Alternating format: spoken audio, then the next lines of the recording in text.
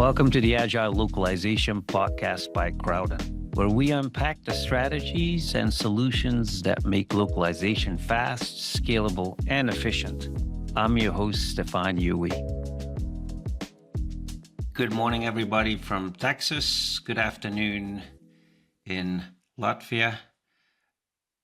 We are here with Didzis Grauss, CEO of Native Localization, and you are with us here at the Agile Localization Podcast by Crowdin. Didzis, it's a super pleasure to see you again. We've done this a couple of times before, and we're reuniting the band this morning. For those people that don't know you very well, why don't you give us a quick introduction of who you are and what you do? Stephen, nice meeting you again. Thanks for having me on the podcast.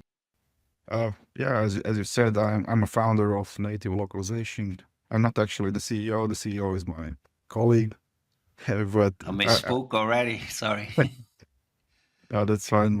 I do all things related to growth and also try to manage the technical landscape of what's happening here and try to consult on what makes sense in localization at the moment. So this is I try to share as much as I can, and I don't believe in storing information in my drawers. So just happy to talk. Perfect. We've seen you around on LinkedIn and the like, so we thought it would be a great idea to talk to you a little bit about something that you're heavily involved in, and that is localization for startups.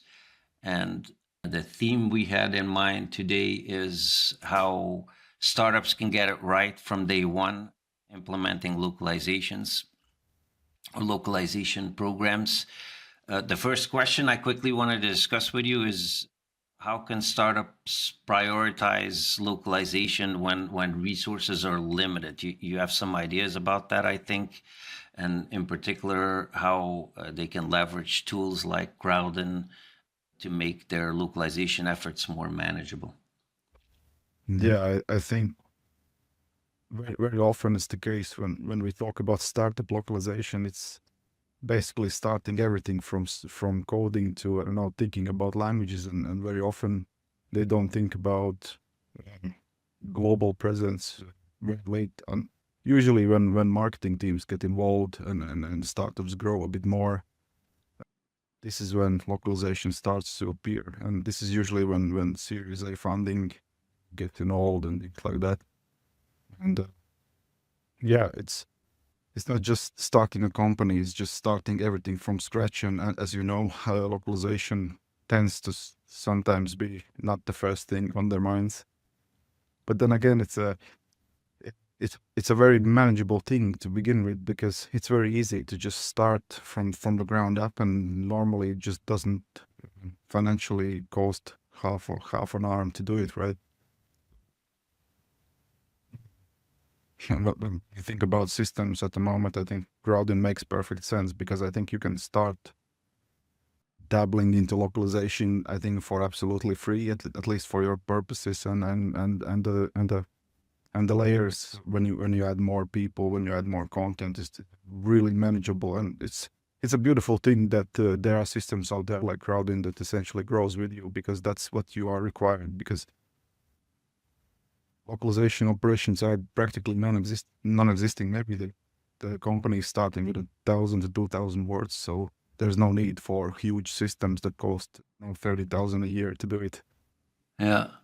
What are some of the benefits you think of incorporating localization right from the get-go? I think about what you just said, and a lot of companies implement localization maybe as an afterthought, and that has some pitfalls, as we all know. What are the benefits of incorporating a continuous localization process into the product development cycle from the get-go? Yeah, I think prior to even thinking about localization, is just making sure that the software, the product that the startup is developing, actually supports internationalization. So the earlier teams start thinking about it, the easier it is to implement, because going back and changing code when you are, I don't know, scaling up like mad in 20 markets is very costly and it takes a long time to do it. So making sure that the product is internationalized from the get-go is very important. And when we think about content itself, I don't know, creating a quality program from day one is very, very manageable. And thinking about glossaries and terminology from day one is something that really helps down the road because you have all your bases covered, right? The other thing is if you have the capacity and buy to do that, because startup founders tend to normally start either by themselves or maybe with 2 or 3 co-founders, and it's just a question of if that's possible. But it's never bad to think about it, and if you have time or I don't know capacity to do it, it's good to start from very early on because it will make huge impact and make it a lot easier down the road. Yeah, I think I've heard you explain it in the past as an MVP type of effort as well, right? Where you implement a minimal viable product. Can you tell us a Plus, little bit more about that? it's just a concept that basically derived from product development in order to better communicate what it means for software developers to think about when they think about localization, because there are concepts that are very similar in localization as well. For example, the MVLB in localization would just mean that it's a basic localization product without human involvement that can be deployed as they are uh, basically developing the product, and these things that just carry on in parallel to what they're doing.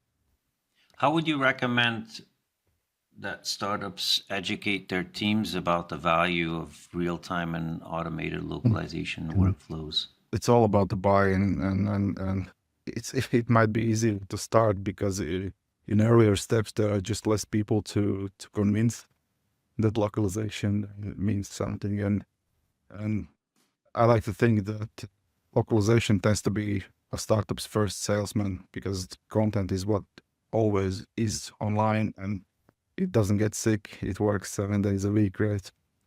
All around the globe.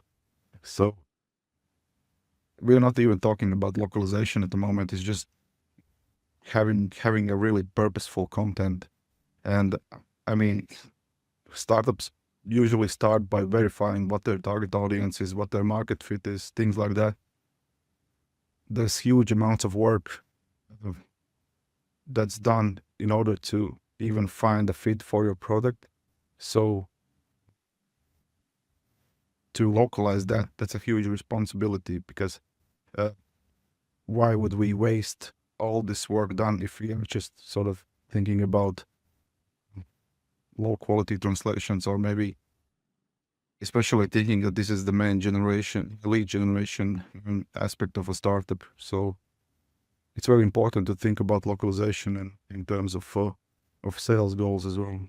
Yeah, it's a market multiplier in a way, an easy Yeah, market multiplier. yeah, it might be easy if you've done your research, but yeah, but when it comes to multiplying into different markets, it's definitely a thing to be careful about. And then yeah, it's we see a lot of AI generated content, so creating a purposeful and interesting and authentic content just is just a way to distinguish yourself, especially when you are just starting out.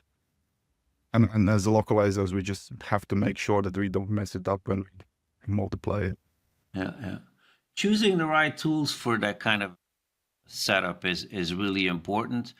What are some of the things that you pay attention to? What should startups look out for in a localization platform to Mhm. handle the frequent updates and agile workflows? Mhm. Yeah, first thing, I think they have to understand where they want to be, how do they want to look like, how quickly do they want to move, what are they.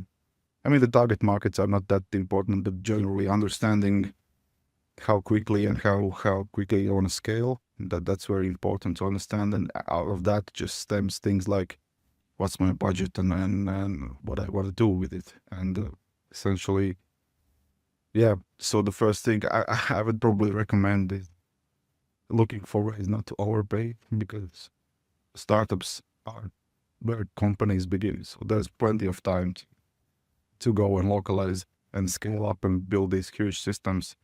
So making sure you don't overpay, making sure you don't uh, sign with systems that you might use maybe only 10% of. And yeah, and that stems out from understanding what your tech stack looks like and what workflows you're planning to use. Is it exclusively AI, which I wouldn't recommend?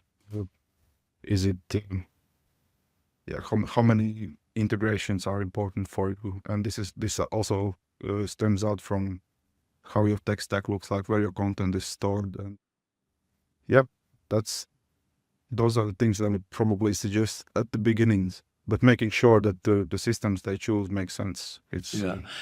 I've also heard recently much that people have pay much more attention to low code, no code kind of implementations. The ease of Mhm. implementation is something that companies are paying Yeah, much more attention to, wouldn't you say?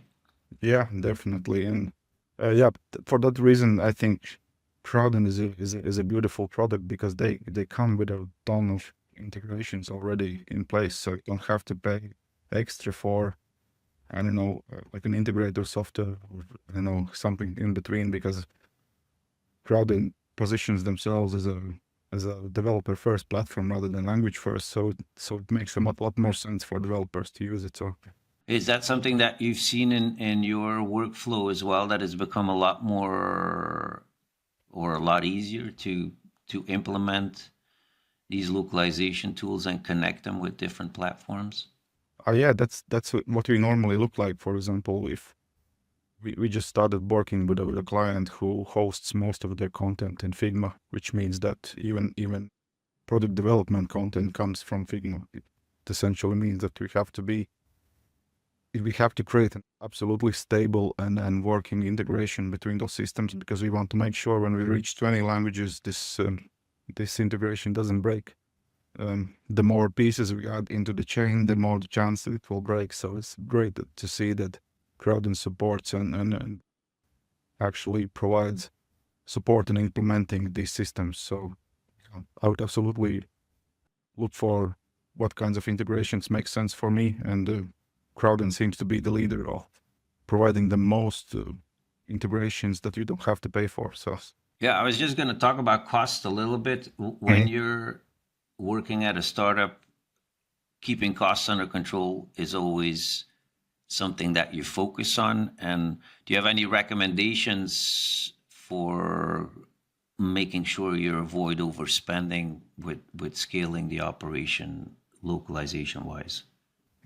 Yeah, as I said, just understanding where you want to be, how you want your content to look like. Normally, it's in the early stages, it's quite difficult to overspend, because the products start very small and they grow over time, and then it just makes sense to add different workflows for the content types that are being created. For example, technical documentation. It's good that it's created from day one, but normally that's not the case, at least in a presentable way. But once once there's more buy-in, and once more there's more capacity to create content around your product that teaches you how to use it. Yeah, for those things, there's more optimal ways to translate it, and also look for. I don't know if I'm allowed to say it, but look for who owns those translation platforms that you're going to buy, because based on based on who owns them, they will have different priorities. I'm talking about either they're investor owned or are they privately owned. So mm, yeah, it's there's a very different approach of companies that are privately owned. They're more interested in retaining their clients and not pushing the margins with every chance that it have. So I would suggest looking deeper into how those things work as well. You touched upon determining your localization markets and doing your research on that.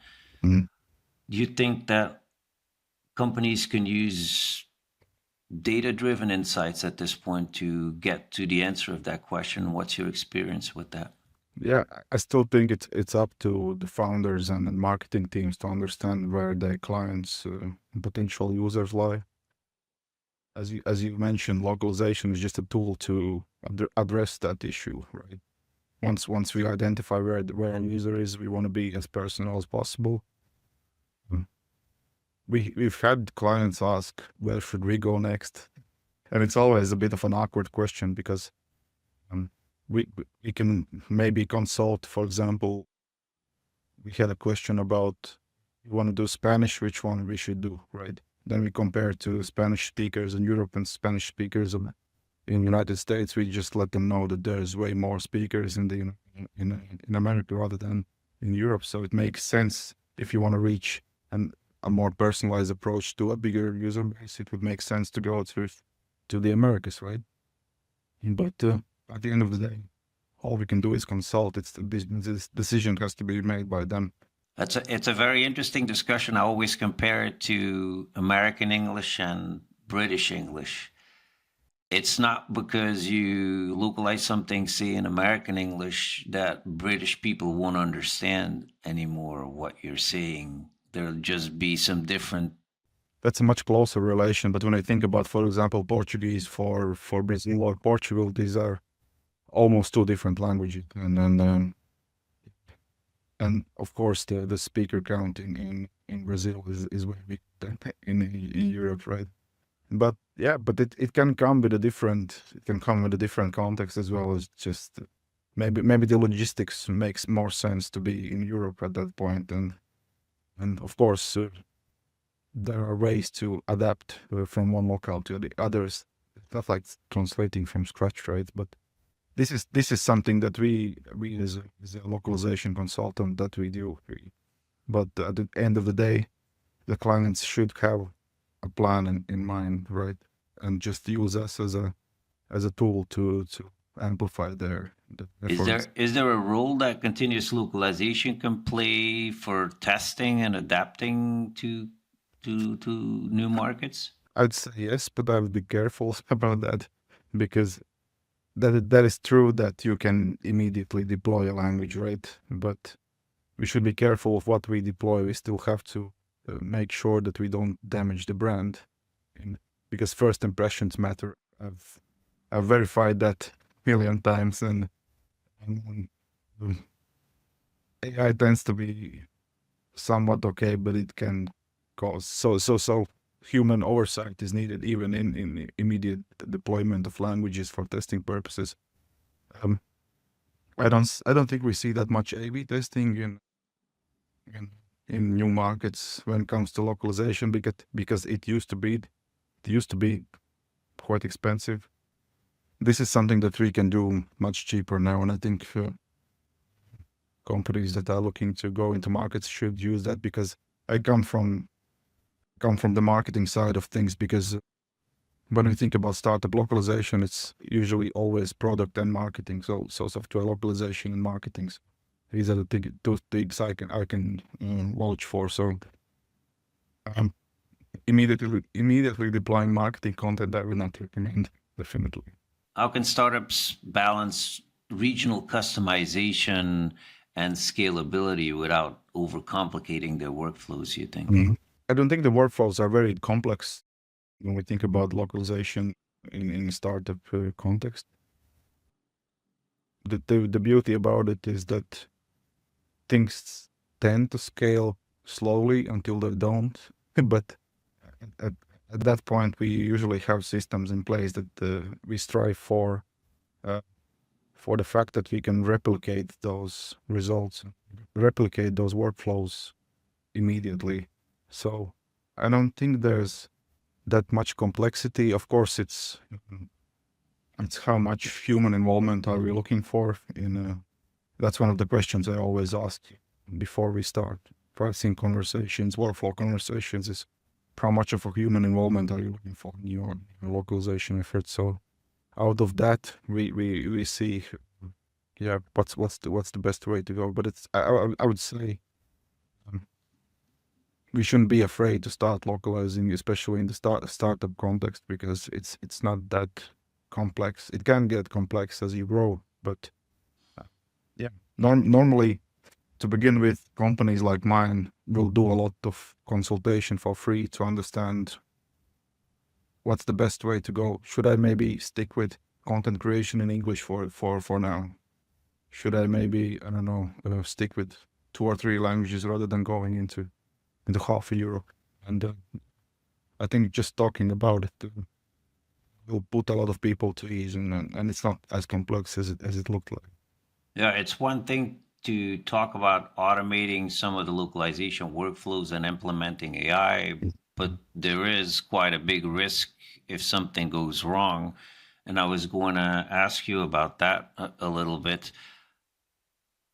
How can we make sure that we're not sacrificing quality? What are your recommendations?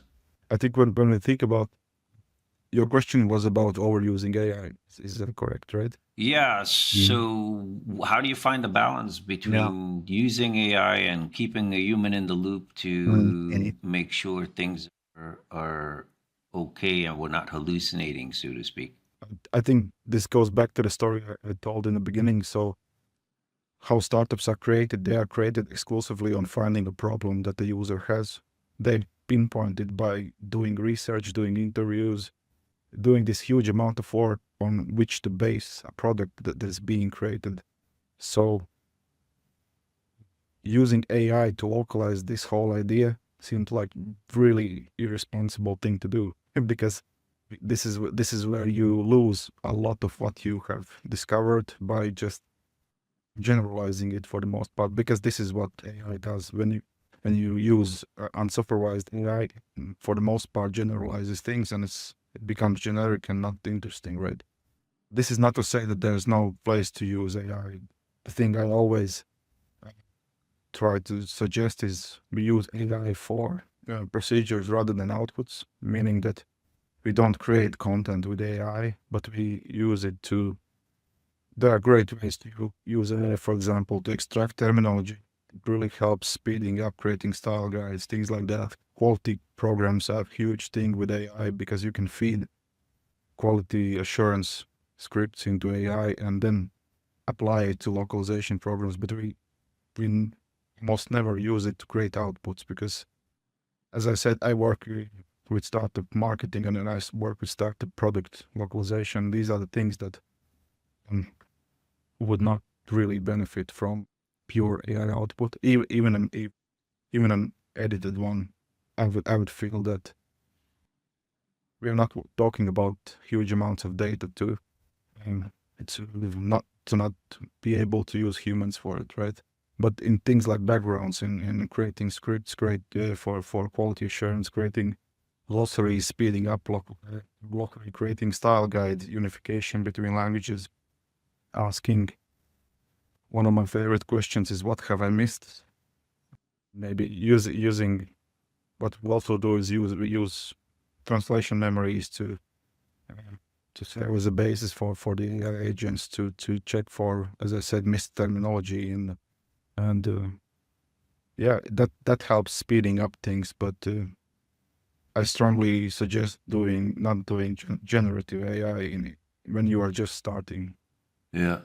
Maybe the place, if I hear you correctly, the place for AI implementation that really pays off is in the QA process to automatically fish out things that need to be reviewed by humans. Is that the way you see it as well? Yeah, if you remember quality assurance tools like Verifica, Xbench, things like that, you can draw scripts out from those and just feed them into AI and ask them to act like a QA verifier, and then just use that data to just, yeah, if humans need to be involved in that, that's fine, but it's a very great sort of stage to implement in a localization workflow to get a better starting position for humans to work in. Yeah. Do you think it's easier implementing or finding a consistent voice across a plethora of languages when you're doing continuous localization, and what kind of securities you put in place in order to do that? What do you do to ensure that there's a consistent voice in different languages? Do you have methodologies for that as well? Yeah, we actually talk about a lot internally about brand consistency, because that's one of the biggest things that we as localizers should care about. Again, what we're talking it from marketing perspective, because we are essentially putting a face in different locales, and it should make sense. It shouldn't maybe be the same, but it should make sense in a way how it's felt, how it's welcomed in a new market. So there there's a huge role in terms of how we ensure that is by working on style guides as much as we can. And since most of our work is done by humans, we absolutely have to make sure that the humans understand what's being asked of them. And the style guide is not just a recommendation; it's really a document that they have to adhere to. And yeah, this is.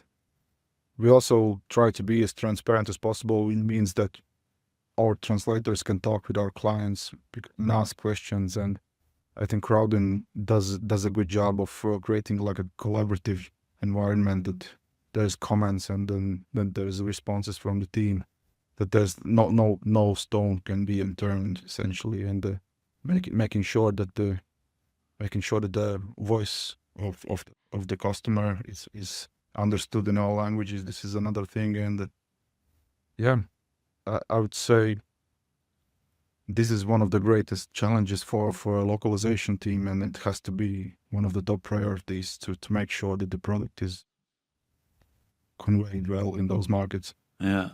I was going to ask you to bring it full circle a little bit. What can startup companies do to make sure they're finding the right localization partner and tools to align with their growth goals from the get-go? Is the selection process a little different, you think, for people that are at the beginning of the journey than seasoned companies? I'd Oh love yeah, to hear about that a little bit, what your thoughts are. it absolutely matters where you start from. If you're just starting to build, it will be a different ball game from if you are a 50 or 70-person company who already has like tons of content that needs to be localized. My suggestion is talk to people, because there are companies like mine, for example, that will scale with a growing startup. But there are companies that my company basically cannot service because we are too small for that, right?